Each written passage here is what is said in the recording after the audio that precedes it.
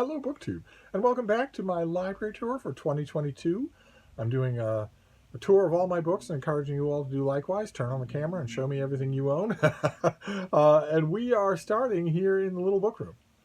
I thought I would start here instead of ending here for this year, and I'm doing it partly to entertain you, of course, and show you things, but also to give myself a visual record of all the books that I have at this point in the year. Maybe it'll take a chunk of the year to do, because we got a lot of books to go through.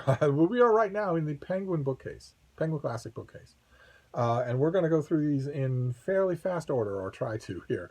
Because I'm only going to do the one shelf. It's heavily double stacked, so that ought to be enough. Okay, this first one I think was a gift from one of you. This is the selected works of the Earl of Rochester. Skinny little thing. We're going to we'll do the ergonomics here and worry about it. Okay, this might also be, some of these will be gifts from some of you. You're all so generous. You send me credit at the Brattle Bookshop, and also you send me books. And candy. This is Shakespeare in Tragedy by A.C. Bradley in a Penguin black spine trade paperback. That is just fantastic. This is one of the most famous Shakespeare books ever written. I love it. I know it has its share of mockers, but I think it's fantastic. Okay, then we've got Carlos Belosian, America is in the Heart. I believe this is a new release that I got from the folks at Penguin Classic. I am intermittently, anyway, on some of their mailing lists. Then we have The Small House at Arlington, Anthony Trollope. I think there's going to be a bunch of Anthony Trollope here. I wish that I had all of Penguin Classic, of Anthony Trollope. I'm not sure that I do, but I don't want... Penguin used to do these ugly little mass market orange things with numbers on the spines, so you could have them in a numbered sequence. Needless to say, nothing about that physical design appealed to me. So as many of these Penguin black spine trade paperbacks I can find of Trollope is great. Okay, we have the Eustace Diamonds. Lovely edition of the Eustace Diamonds. Yeah, this is going to be a lot of Trollope. He knew he was right. His great novel of jealousy and its corrosive effects.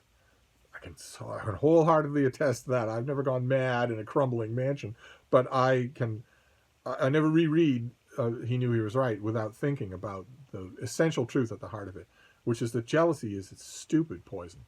It's just suspicion and jealousy.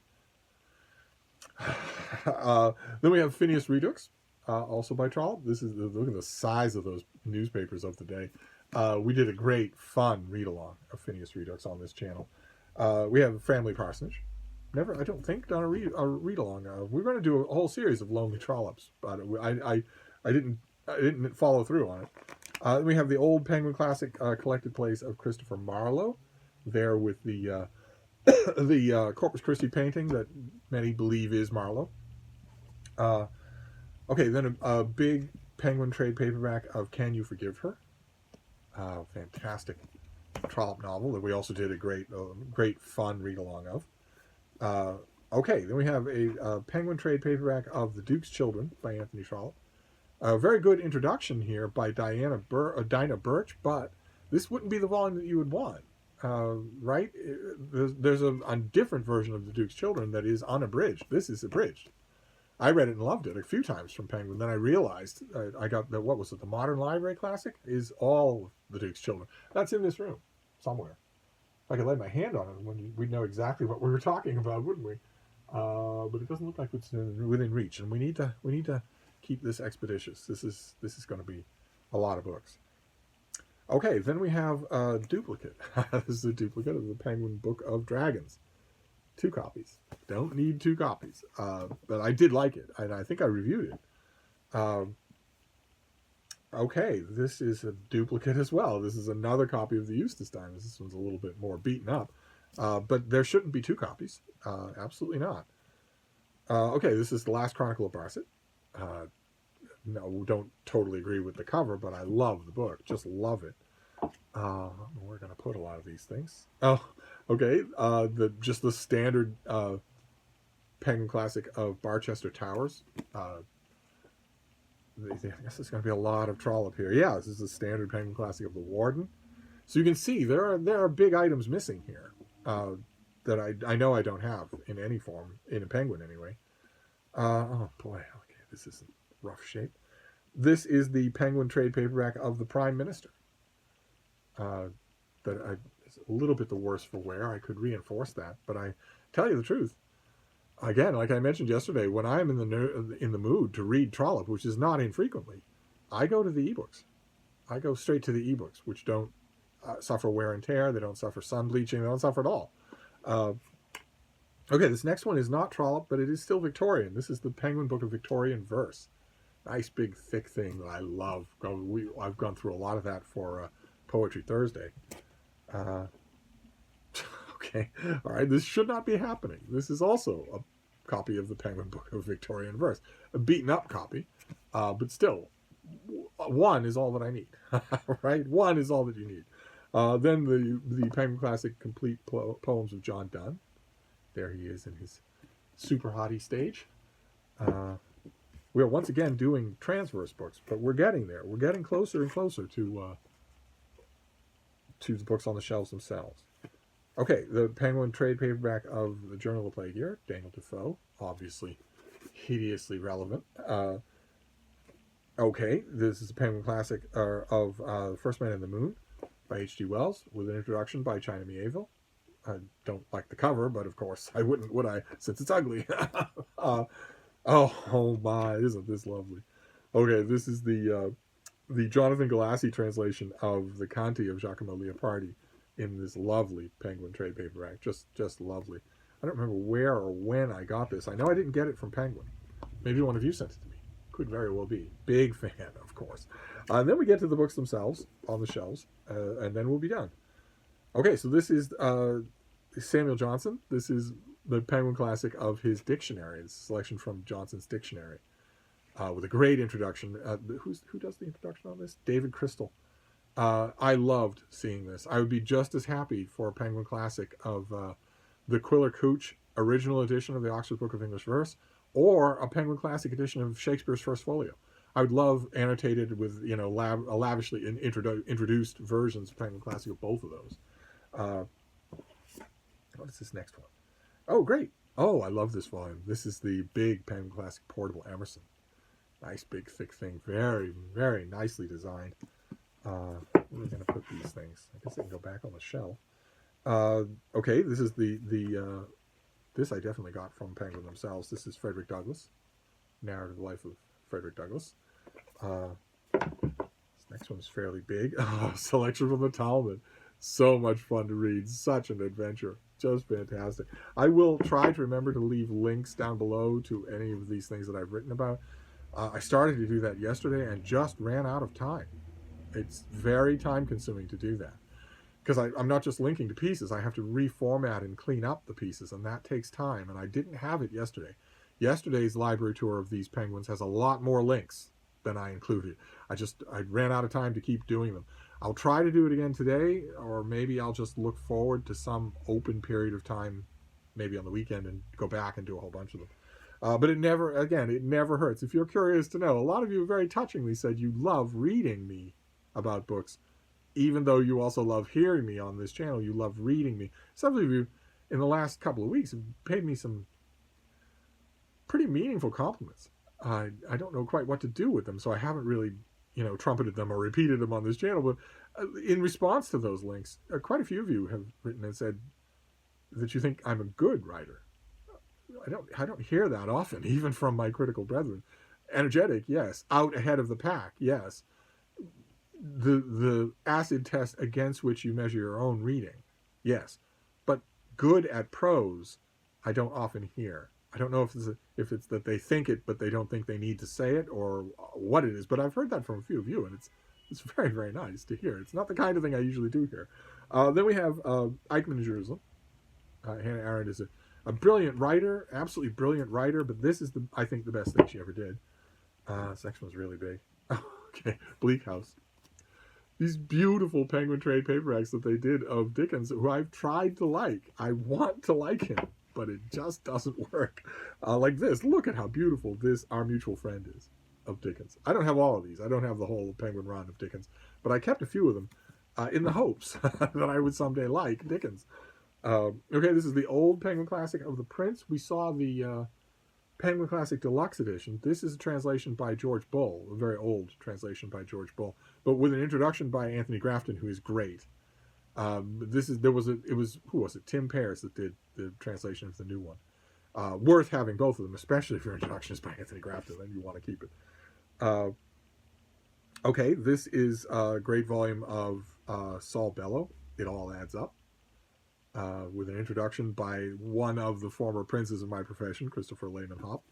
I don't think there'll be much Bellow here. No, we go from the sublime to the ridiculous. This is Edgar Rice Burroughs, Tarzan of the Apes. How wonderful that Penguin does this. How wonderful. And they give us a Frank Frazetta cover. Can't do better than that. This says an introduction by John Seal, but I just loved seeing it. The other Tarzan novels present you with great adventures. Tarzan meets little Ant-Men. He meets Roman soldiers. He meets prehistoric animals. He meets all sorts of things. But the Tarzan of the Apes, the first book, is the best done of them all, I think. So where Tarzan is, John Carter Mars cannot be far behind. Yeah, okay, all right. This is A Princess of Mars by Edgar Rice Burroughs. This time not a Frank Frazetta cover, but rather the artist Gil Kane, the comic book artist Gil Kane, here inked by Dave Cockrum, who started out, who some of you be familiar with because he drew the initial issues of the all new, all different X-Men that took off like a bottle rocket for Marvel Comics. But Marvel also did an adaptation of John Carter of Mars and Tarzan. The Tarzan was drawn by John Buscema, but John Carter of Mars, at least at first, was drawn by Gil Kane. So I was very happy that they gave this that cover. And this is just the first, A Princess of Mars is the first John Carter book. Okay, then Selected Poems of Lord Byron.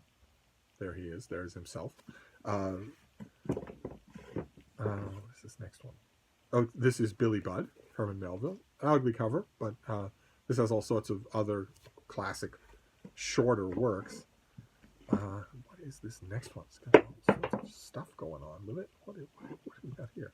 Oh, great. Oh, fantastic. No wonder this is so beaten up, because I go back to this all the time. This is Black Lamb and Grey Falcon by Rebecca West. A great work of the 20th century writer, 20th century nonfiction, with an introduction by Christopher Hitchens, where he actually cares about what he's doing for a large part of it.